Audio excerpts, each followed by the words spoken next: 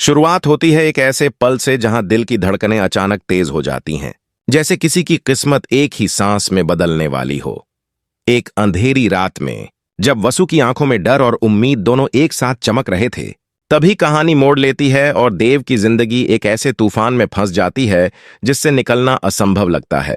दोस्तों, जरा सोचिए, जब प्यार हो लेकिन बोलने की हिम्मत न हो और हालात ऐसे बन जाएं कि सच बोलने का हर मौका किसी और की चालों में उलझ जाए, तब इंसान की आत्मा टूटने लगती है।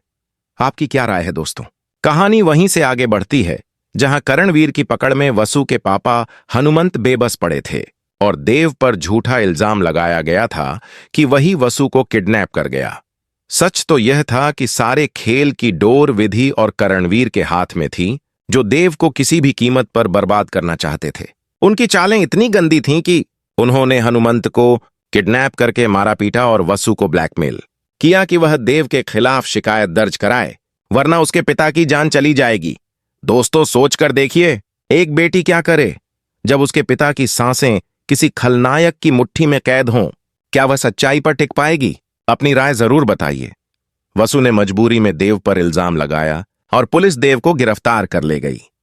देव टूट गया, लेकिन उसके दिल में एक अजीब सी शांति थी, क्योंकि उसे यकीन था कि वसु ऐसी नहीं है। जरूर कोई मजबूरी होगी, कोई डर, कोई छुपा दर्द। मां ने भी गुस्से में उसे थप्पड़ मार दिया, लेकिन वह चुप रहा, क्योंकि उसे एहसास था कि उसके सच का वक्त आएगा। और दोस्तों, सच कभी हारता नहीं। क्या आप भी यही मानते हैं? दूसरी तरफ सूर्य सिंह, दिव्या के पिता, बार बार कहने की कोशिश कर रहे थे कि वसु और देव अपने दिल की बात क्यों नहीं बोल देते। दोनों एक दूसरे के लिए बने हैं, दोनों की आंखों में वही चमक है, वही अनकहा प्यार है। लेकिन वसु और देव बस चुप रहे, डरते रहे, अपनी भावनाओं को किसी पुराने डर, किसी पुराने दर्द में दबाते रहे। जितना वे चुप रहे, उतना ही करणवीर और विधि जैसे लोगों को फायदा मिलता गया। दोस्तों, कभी कभी हमारी चुप्पी ही दूसरों का हथियार बन जाती है। क्या आपको लगता है कि चुप रहना सही था? अब कहानी उस मोड़ पर आने वाली थी जहां सब कुछ बदल जाने वाला था।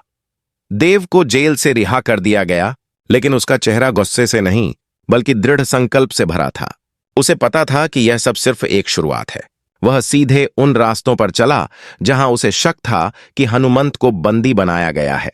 रात की धुंध, हवा की सरसराहट और दूर से आती किसी की कराह, उस माहौल में देव का दिल जल रहा था। वसु का पिता पीड़ा में और वह खुद आजाद, यह कैसे हो सकता था? देव ने जाते ही उन गुंडों पर ऐसा कहर बरपाया कि रात की खामोशी भी कांप उठी। हर वार में उसका गुस्सा नहीं, बल्कि वसु के लिए उसकी बेकाबू चिंता बोल रही थी। हर चोट में उसकी बेचैनी, हर मुक्के में उसकी बेबसी चीख रही थी। आखिरकार उसने हनुमंत को आजाद कराया। हनुमंत का थका हुआ चेहरा, आंखों में दर्द और साथ ही राहत, वह दृश्य ऐसा था कि देव का दिल टूट कर भी जुड़ गया। दोस्तों, आपके हिसाब से इस वक्त देव को सबसे पहले किसे याद आया होगा?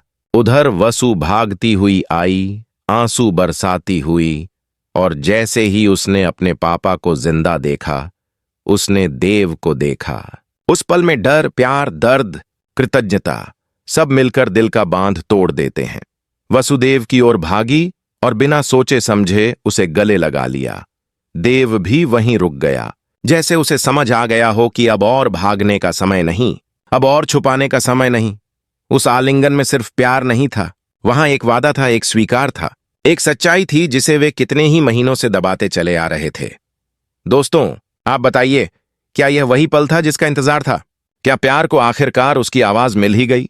वहां खड़े सब लोगों ने देखा कि कैसे सच्चाई कितना भी छुपाई जाए, एक दिन फूट ही पड़ती है।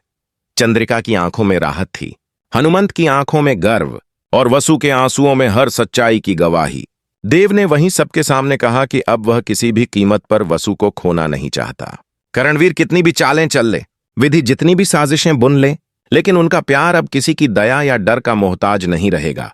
और वहीं देव ने सबके सामने कहा, हां, वह वसु से प्यार करता है और यह रिश्ता अब कोई नहीं तोड़ सकता। दोस्तों, आप क्या सोचते हैं? क्या सच की जीत हमेशा यही रूप लेती है?